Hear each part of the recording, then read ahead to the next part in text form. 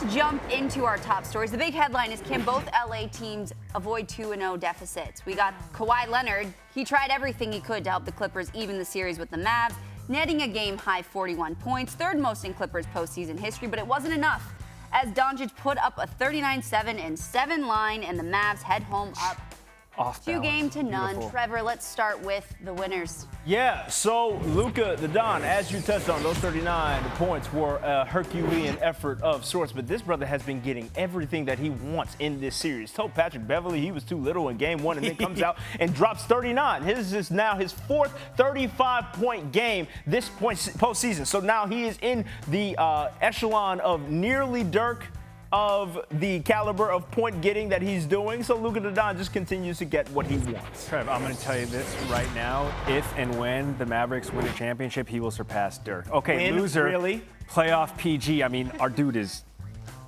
down bad. Yeah. This is second postseason. All right, and it's not for a lack of effort. He had 17 points in the first half of game 2 on 7 of 13 shooting. Second half had double digits too. Finished the game with 28. Herein lies the issue. First half and second half drop-off is abundantly evident in the last two postseasons. First half shooting 46%, second half shooting 37%. That's a problem.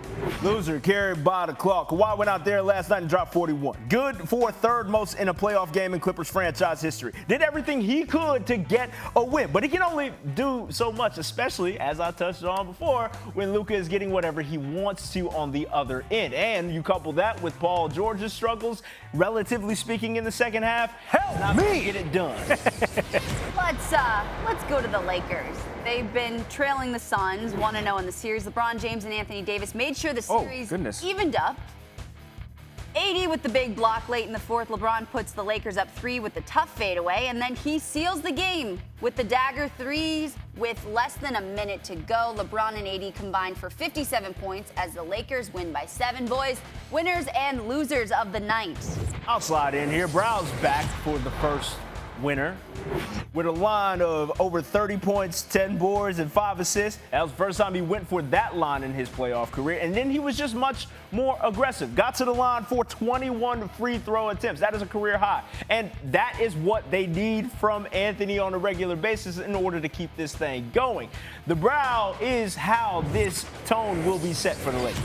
It didn't help that the Suns were missing clutch time. CP 3/4, because here's the deal. When CP3 exited the game in the fourth, the Lakers were only up by 1 with 4 minutes to play. We called that crunch time. How many field goals do they have the rest of the game? That's a 0. They did hit some free throws, but CP3 was out. So were the Suns at that point. Series tied. Loser, KCP's eardrums. Now, I'm here for positive affirmation. LeBron James is here to offer that as well. He was telling KCP, I want you to shoot the ball. But I feel like the volume was a little loud, you right? Need a like, Q-tip. You right here, Bron. You ain't got to do it like that. You can just, yeah. People would pay for that on eBay. Coming with the words. All right. If one play could recap an entire game, it would be this one. We've got James Harden to Kyrie, back to Harden with the lob to Blake Griffin for the dunk. This game was really that simple for Brooklyn as they blow out the Celtics 130-108. 9 straight playoff wins for the Nets over the Celtics. Winners and losers. Gary, let's start. Yeah, all right. Nets starters have scored 90-plus points in 4 playoff games over the last 25 seasons. 2 have come in the first 2 games of this series alone. 93 in Game 1, 97 in Game 2. Now, I say all that, and then I say this. This was not meant to be an attack on Jason Kidd, who is the first player I think of when I think of the aforementioned Nets who went 25 years and couldn't break 90 with that starting crew, but that's not here or there. Wait. You said, like, no offense and then offended him. You're right. I kind of just wanted to do the offense sandwich, Trevor. It's a technique. Winner sharing is scary. We saw a little bit of a sample of this from the Nets in the highlight that Victoria just did. But they out here on a Harlem Globetrotters type wave, right? Like, they had more assists with 19 in the half than Boston had field goals made. So there is an issue. And also, that 24-point lead at the break makes a lot more sense. Winner, we did it, Joe. Woo. Shouts to Kamala Harris, but more generally speaking, Joe Harris, shouts to him. 6 threes in the first half. That is a career. That's the most in a Nets postseason game. Had 22 points. That's a career playoff high for him. Now, 5 of those 6 threes that I touched on, yeah, those were when he was bare booty open, so he was supposed to cash in on them, but that's neither here nor there. If you listen to our friends at Daily Wager, the prop was 2.5 threes for Joe Harris, over under. If you took the over, you're rich. Okay. Loser Jason Tatum's eyeballs. He'll be happy to get out of Brooklyn after his last 3 halves of basketball since halftime of game 1. Tatum has 16 points off 3 of 18 shooting and 5 turnovers. That plays out to the tune of minus 47. I'm sorry. Here is your public service message of the day. New York City Mayor Bill de Blasio calls out Trae Young. To Trae Young, on behalf of the people of New York City and anyone who cares about actually playing basketball the right way, stop hunting for fouls, Trae. That hawk's not going to fly in New York City. Come on. Play the game the right way. See if you can win. I think the Knicks are going to teach you a lesson.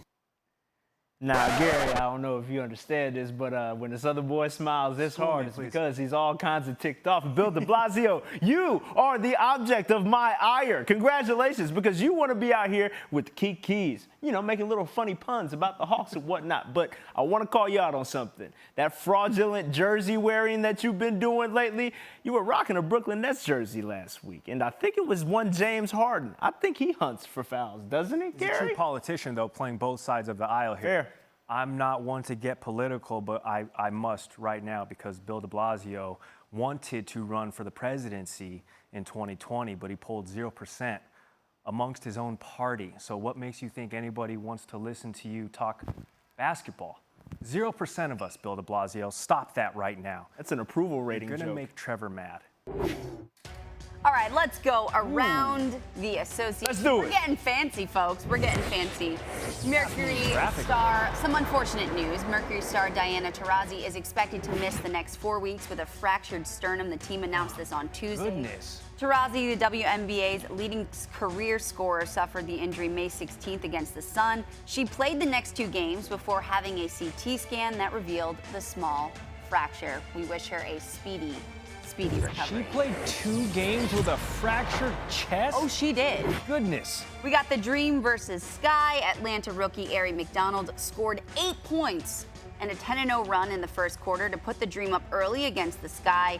Tiffany Hayes finished with 26 points for her 46th career 20-point game, the second most of any player in franchise history for Atlanta. Dream win 9. Come on, Atlanta. I need that. Also need some jerseys. Fuck, somebody bless my man. Well, we've got a local hometown team. Seattle hosting Connecticut. Hey, best Whoop, whoop. And Sun rookie Dejanay Carrington forced overtime with this reverse layup. Then in overtime, take a look at what Sue Bird did. Turned it on, hit 2 key threes to put Seattle ahead. Bird finished with 21 points, and the Storm won 90-87, handing the Sun their first loss of the season. Come hang out with me at halftime during our upcoming WNBA games on ESPN2 and the app. Next Tuesday night, the Mercury are in Chicago to take on Candace Parker and the 2-0 Sky at 8 Eastern. Then the Fever are looking for their first win of the season when they square off against Breanna Stewart and the 2-1 Storm.